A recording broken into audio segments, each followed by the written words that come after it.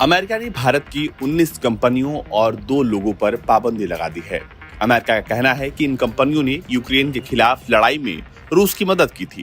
Countries India की बात करें, उनके ऊपर अमेरिका ने सैंक्शंस लगाई, ठीक है, उनकी कंपनीज के ऊपर 19 कंपनीज के ऊपर 40 लोगों के ऊपर सैंक्शंस लगाई। लेकिन उनके जो फॉरेन मिनिस्टर हैं या उनकी गवर्नमेंट है, उन्होंने बोला कि भाई हम सैंक्शंस को अमेरिका की को नहीं मानते, जो हमारे कानून के मुताबिक होगा हम वो करेंगे। हम क्यों डर जाते हैं? हम पाकिस्तान जो है ना वो अमेरिका का नौकर है। नहीं, ऐसे तो नहीं ना कहना चाहिए। नौकर कैसे, मतलब हम आजाद नहीं है? हुकूमत हमारी है, राज वो कर रहे हैं, फिर आजाद हम उनके नौकर नहीं हुए। तो फिर 1947 में हमने इतनी जानें दी, इतने लोगों की कुर्बानियां दी, वो क्यों दी कि जब फिर हमने आज 2024 में फिर यही कहना कि हम अमेरिका के नौकर हैं? पाकिस्तान के ऊपर सबसे ज्यादा drone attacks Barack Obama period में हुए। फिर उसके बाद हमारा वजीर आजम 4 साल बाइडन की कॉल का इंतजार करता। बच्चे लानतुल्लाही आपके सत मरन यार के शादी किया, सच ऊपर मेरा नवाजे है।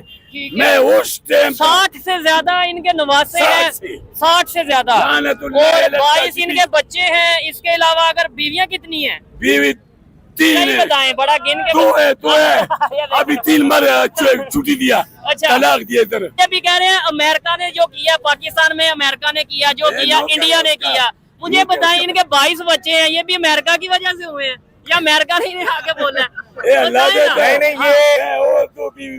अच्छा, अभी और शादी करनी है? करना इंशाल्लाह। और काम क्या करते हैं? मैं कुछ यही है ना, फिर यही काम करते हैं। ये सारा अमेरिका का चाल है, अच्छा। इंडिया का खिंजीर का चाल है। इधर पाकिस्तान नहीं, ये जो हम हर चीज पे डाल देते हैं, अमेरिका का चाल है, इंडिया का चाल है, मतलब आप इधर 22 बच्चे, नहीं मेरी बात सुने, आप बच्चे ज्यादा पैदा कर रहे हैं, वो कह रहे हैं ये भी अमेरिका का चाल। आजकल इंडिया का अंग्रेजों को हुकूमत हम पे चलता है। अच्छा। इस्लामी निजाम नहीं है, अच्छा। कुरान नहीं है। इस हुकूमत को कैसे करेंगे? इसको शूट करेगा, ये खत्म करेगा, इलाही जंग करेगा। अच्छा। अज़्ज़लुल जिहाद कलिमतु हक़्क़ुन इल्ला सुल्तान इंजाल। आपने सारी ड्रामों में काम किया और अब इस टाइम आप कह रहे हैं मैं जिहाद करूंगा। जिहाद करूंगा। अच्छा। सारा दुनिया का तरक्की अमरीकी तक मैं एक ही को नहीं छोड़ूंगा। हेलो दोस्तों, जैसा कि आपने हाईलाइट में देखा, अमेरिका ने रूस के सामानों सप्लाई करने वाली बहुत सी कंपनियां रोक लगा दी। इनमें से कुछ भारतीय कंपनी भी शामिल है। अमेरिका के शक है कि ये कंपनियां रूस को ऐसे सामान बेच रही है जिनका इस्तेमाल हथियार बनाने में हो सकता है। लेकिन भारत का कहना है कि इन कंपनियों पर रोक से भारत के रक्षा क्षेत्र पर ज़्यादा असर नहीं पड़ेगा। ऐसा इसलिए क्योंकि ज़्यादातर कंपनियाँ भारत के किसी बड़ी रक्षा प्रोजेक्ट से जुड़ी नहीं हैं।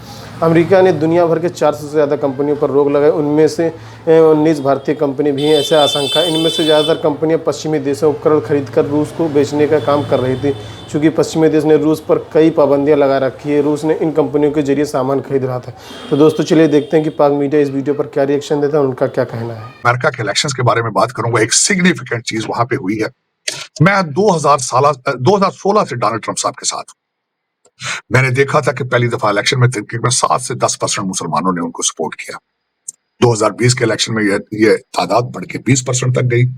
आज ये तादाद बढ़ के 52% तक जा चुकी है। मेरे खिलाफ, जब मैं शुरू में डोनाल्ड ट्रंप साहब के साथ था, मैं कंजर्वेटिव हूं, रिपब्लिकन हूं, लेकिन डोनाल्ड ट्रंप साहब भी रिपब्लिकन और कंजर्वेटिव हैं, लेकिन सुपरलेटिव डिग्री है।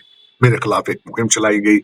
मुझे कभी किसी ने गैर मुस्लिम कहा गया, मुझे कभी गद्दार कहा गया, लेकिन आज डोनाल्ड ट्रंप साहब को एक पीस प्रेसिडेंट समझा जा रहा है। 52% मुसलमानों में सबसे ज्यादा तादाद अरब मुसलमानों की है जो अमेरिका में रहते हैं। मिशिगन स्टेट, जो कि बहुत बड़ी स्टेट है, वहां पे कई इमाम हैं, उन्होंने इकट्ठे होकर डोनाल्ड ट्रंप साहब को एंडोर्स किया। उनका आखिरी फिक्रा था कि Donald Trump is not a war president, he is a peace president. उसकी वजह यह है, उनके पास हिस्ट्री मौजूद है। डोनाल्ड ट्रंप साहब के पीरियड के अंदर कोई नई जंग जो है वो शुरू नहीं हुई। डोनाल्ड ट्रंप साहब इज अ बिजनेसमैन, और वो दुनिया को क्या देते रहे, उनकी पॉलिसीज क्या है। वो जंग के अहदाफ जो है, वो सैंक्शंस और टैरिफ जो उन्होंने चाइना पे लगाया था और जो सैंक्शंस थी ईरान पे लगाई थी, वो यही जंग के अहदाफ जो है इन चीजों से हासिल करते हैं। वो बिलीव करते हैं कि ईरान के ऊपर अमेरिका की सैंक्शंस काम कर रही थी। ईरान चोक था, ईरान के पास इतने पैसे नहीं थे। ईरान के पास पैसे आए जो कि लेटर ऑन हिजबुल्लाह, हमास और हुतीज के पास गए, और उन्होंने इस दुनिया को फिर उसके बाद आप देख रहे हैं कि उन्होंने अब कितने मुसलमान बच्चों का, औरतों का इस वक्त जो कत्लेआम है, उसमें हमास, हिजबुल्लाह और हुतीज का क्या रोल। दूसरा, वो ये बिलीव करते हैं कि after the fall of Kabul, Putin ने कैलकुलेट कर लिया था, क्योंकि बाइडेन एडमिनिस्ट्रेशन की पॉलिसीज वही थी जो बराक ओबामा की थी। बराक ओबामा को इन सभी लोगों ने सीरिया में टेस्ट कर लिया था। सीरिया में बराक ओबामा रेड लाइन ही ड्रा करते रहे, इससे आगे कुछ ना कर पाए। रशिया ने वहां पे अपनी नेवल बेस बना ली सीरिया के अंदर। दूसरा एक बात, मैं मुसलसल ये बात करता हूं, पाकिस्तान के ऊपर सबसे ज्यादा drone attacks Barack Obama period में हुए। फिर उसके बाद हमारा वजीर आजम 4 साल बाइडेन की कॉल का इंतजार करता रहा, वर्सेस डोनाल्ड ट्रंप साहब ने जिस तरीके से पाकिस्तानी वजीर आजम को प्रोटोकॉल के साथ व्हाइट हाउस के अंदर रिसीव किया। आज मुझसे मुसलसल पाकिस्तान में यह क्वेश्चन किया जाता है कि अगर डोनाल्ड ट्रंप साहब जीतेंगे तो पाकिस्तान को किस तरह फायदे हों। मैंने उसकी माजी की, उसकी हिस्ट्री सामने रखता हूं कि पाकिस्तान के साथ रिलेशनशिप हमेशा रिपब्लिकन सदूर के दौरान उनकी टर्म्स के अंदर बेहतर रहे। वजह उसकी सबसे बड़ी यह है कि रिपब्लिकन पार्टी का मैंडेट है कि पेंटागन स्ट्रांग होना चाहिए। डोनाल्ड ट्रंप साहब का डॉक्ट्रिन है अचीविंग पीस थ्रू स्ट्रेंथ, कि पेंटागन स्ट्रांग होगा तो दुनिया के अंदर अमन होगा। मैं काफी हद तक इस चीज में बिलीव करता हूं। डोनाल्ड ट्रंप साहब वाहिद सदर थे जिन्होंने स्पेस फोर्स को वहां पे इंट्रोड्यूस कराया, और ना सिर्फ आर्मी जनरल्स की बात सुनते थे, उनको निकालते भी और उनको डांटते भी थे।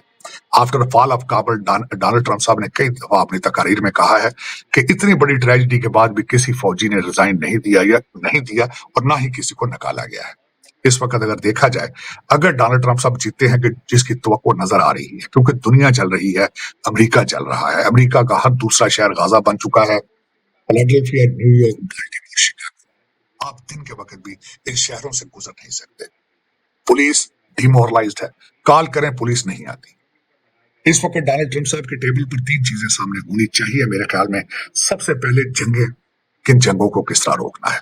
दुनिया की ये आग है, इसको तीसरी जंग में ढलने से किस तरह बचाया जाएगा, ये पहली बात। दूसरी बात होगी 21 मिलियन इलीगल इमिग्रेंट्स जो इस वक्त दीवार फैलाकर इलीगल तरीके से अमेरिका में आ चुके हैं, उनको डिपोर्ट किस तरह करना है। तीसरा, इलेक्शन के ऊपर इस वक्त लोग एतमाद खो रहे हैं। दुनिया के बड़ी बड़ी जमहूरियत के अंदर जब इलेक्शन होता है तो वहां शाम के वक्त आपको रिजल्ट सामने आ जाता है। अमेरिका के अंदर इलेक्शन लॉज, हर स्टेट का एक अलग उनके लॉज हैं, कवानीन हैं, और जहां जहां डेमोक्रेट गवर्नर या मेयर्स मौजूद हैं वो उसको मैनिपुलेट करते हैं। एक एक दिन का इलेक्शन जो है वो 3-3 हफ्ते उसकी काउंटिंग। इन चीजों को रोकना, आईडी के बगैर वोट डालना, और उसके बाद 21 मिलियन लोगों को स्विंग स्टेट्स के अंदर ले जाके सुकूनत देना, उनको वहां सेटल करना, और कोशिश की जा रही है कि अमेरिका को 1 पार्टी रूल बनाया जाए, रिपब्लिकन पार्टी को शुरू से इसको जड़ों से उखाड़ दिया जाए। Wrong philosophy against the democratic values. तो मेरे ख्याल में बड़ा डिसाइसिव मूवमेंट आ चुका है। 5 नवंबर नजदीक है, इलेक्शन सर पे है। मुसलमान इस वक्त टिल्टिंग वर्ड्स डोनाल्ड ट्रंप।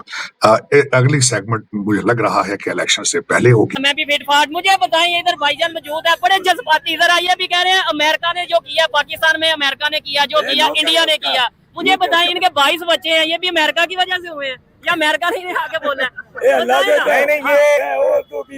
अच्छा, अभी और शादी करनी है, इंशाल्लाह। काम क्या करते हैं? मैं कुछ काम यही होगा ना। ठीक है, चले मैं टॉपिक की तरफ आता हूँ। एक मिनट, मैं टॉपिक की तरफ। मुझे ये बताएं, क्या वजह पाकिस्तान क्यों प्रेशर में आ जाता है अमेरिका के? अगर इंडिया की बात करें, वो जिससे दिल करता है, रशिया से दिल करता है, रशिया के साथ ट्रेड करते हैं, चाइना से दिल करता है, चाइना के साथ ट्रेड करते हैं, वो अमेरिका के प्रेशर में नहीं आते, ना उनकी कंपनीज ना उनके लोग। पाकिस्तान क्यों आ जाता है? हम भी तो आजाद कंट्री है पाकिस्तान। नहीं, पहली बात ये, मैं आपकी बात पे बात करूंगा। आपको आजाद किसने बोला है? नहीं, तो 1947 में हम सब आजाद हैं। 1947 से लेकर आज तक भी हम फैसलों पे करते हैं भाई। पहले हम इंफॉर्मेशन देते हैं भाई, हम ये काम करने लगे हैं, फिर हम ये काम करते हैं।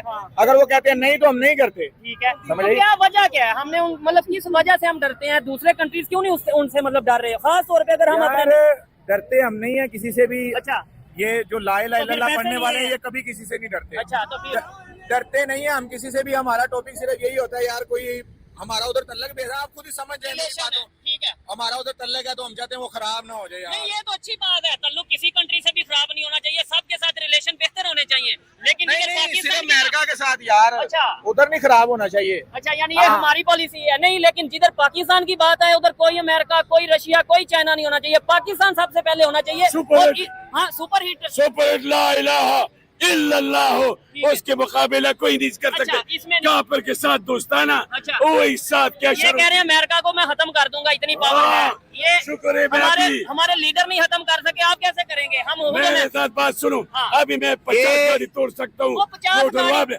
वो जिहाद करेगा ना। अच्छा, जिहाद ऐसे करेंगे। और भी कट हो गया। आप क्या कितना कहेंगे लोग आ इसके गया ऊपर? मतलब- हमारे पास एक आ जाते हैं। शेर पाकिस्तान। मैं सलाम करता हूँ इनके जोश को, हाँ, लेकिन वो ठीक है? फायदा क्या है? लेकिन इस जोश का क्या फायदा?